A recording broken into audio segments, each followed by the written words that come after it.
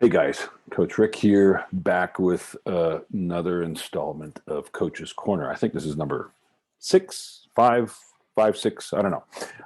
But like I said, want to come at you once a week.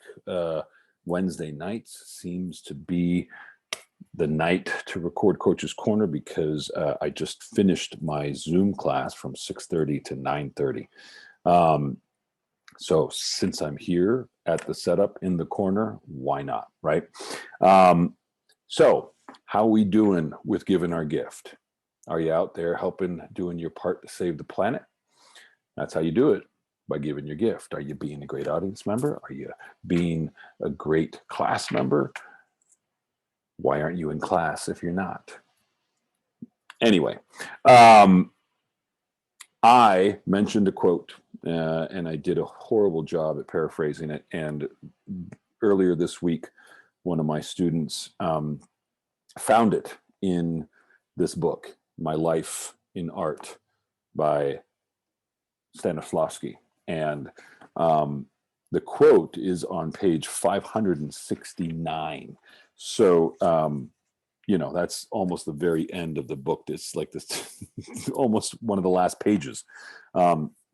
So good on her for listening and pursuing and following. And thank her. Thank you, Ashley, for yes, it was the right page number too. Same book. So I'm going to read it because it is so much better. So here we go. Let someone explain to me why the violinist who plays in an orchestra on the 10th violin must daily perform hour-long exercises or lose his power to play. Why does the dancer work daily over every muscle in his body? Why do the painter, the sculptor, the writer practice their art each day and count that day lost when they do not work? And why may the dramatic artist do nothing, spend his day in coffee houses, and hope for the gift of Apollo in the evening? Enough. Is this an art when its priests speak like amateurs? There is no art that does not demand virtuosity. I'd say that's a mic drop. Not that I'm going to end it there. I could, would be powerful. And for those of you that wish I would, I'm sorry. Once again, you want to reach out to me directly, thecoachrick@me.com. I'm sorry, thecoachrick@gmail.com. That's a different one. So thecoachrick@gmail.com. Let me know questions, answers, comments. Happy to take a look at them. So, what do we got from this? We got the importance of what? Well, especially for the actors, right? It is harder. We are our own instrument, right? We can't just pick up the sax. We can't just sit down at the piano or pick up the guitar. Yeah, sure, you can practice a monologue, but that can only take you so far. The monologue's a great tool, but ultimately, you got to act with other people, right? You got to find a way to do that. Yes, being on set, if you can be on set year round, that's always going to be a great experience. Doing it is always learning, but find a place where you can work out. Find a place where you can do that, because what happens is you build your confidence, you build your level of knowing of what you're actually capable of. Tonight in class, someone came into it wanting to know how they get there for this emotional scene. How are they going to be able to do that? And for me, there's no working yourself up to get there. It's we in film, we on camera have to learn how to drop in instantly on a dime. You're not always going to get to do the whole scene. They're going to want to start in the middle. How do you get there?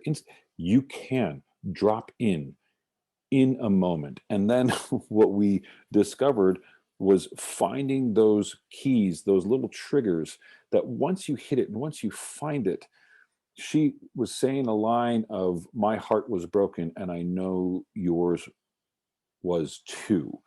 And this is an apology.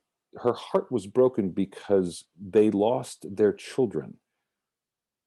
So to have that thought, she instantly connected with that and broke down as we were having that conversation. There, right there. There's her subtext. There's her, it's going to be there every single time. It's not going to look the same every single time, but you can drop in. And then what another student shared was when they had that moment of coming out of a split personality, and he has a slight stutter and he just says, Mr. Vale. And he immediately hit him coming out of that moment. He wasn't doing the scene, but he dropped in instantly. We can drop in instantly. You can't drop in instantly. You can't be that person that can get a direction on set and create an entirely new world instantly if you haven't done the work, if you haven't practiced, if you haven't shown up week after week after week. Why? Because you said you were going to. Why? Because you made a commitment and you're keeping that commitment to yourself. Why? Because maybe, yes, you're realizing that I'm not just an actor, I'm an artist. And I'm not just an artist, but I have something to give to humanity. And it's going to be through my art. So what's my responsibility inside of that? Well, maybe making the best art possible. Well, how do I do that? Well, I got to practice using my instrument. I got to practice getting it out there. Great line I heard in a film. It was a fun film, a sports film with Adam Sandler, and he's the coach in this moment. And he tells the kid, you know, are you obsessed with it? Because obsession will beat talent every single time. Do you think about it all the time? Are you constantly working on it? It's like saying passionate, right? Are you passionate about it? I can't give you that. You have to find that for yourself. But I promise you, if you find some obsession, if you find some passion, yeah, things are going to happen. Just like I put the challenge out to my students and said, consider going to 2 classes a week instead of 1. Take that on for 6 months. Watch what happens. See what happens when you up your game. See what happens when you go in person and on Zoom. Watch what happens. Something's going to happen. I'm not going to tell you what it is. I can't tell you what it is. It's going to be different for everybody. Everyone's got their own path. But I promise you, the harder you work, the luckier you're going to get. One of my favorite quotes that for years I had in a little booklet, and it said it was anonymous. And then I Googled it one day, and it said it was from Mr. Mayer, as in Metro Goldwyn Mayer, who said that. The harder I work, the luckier I get. I like that. I think that's a good one. But another thing along that dedication, that discipline, another student, Mr. Flink, shared, he had recently listened to a podcast. They were replaying an earlier podcast with actor Ray Liotta. And he kept talking about his acting coach. And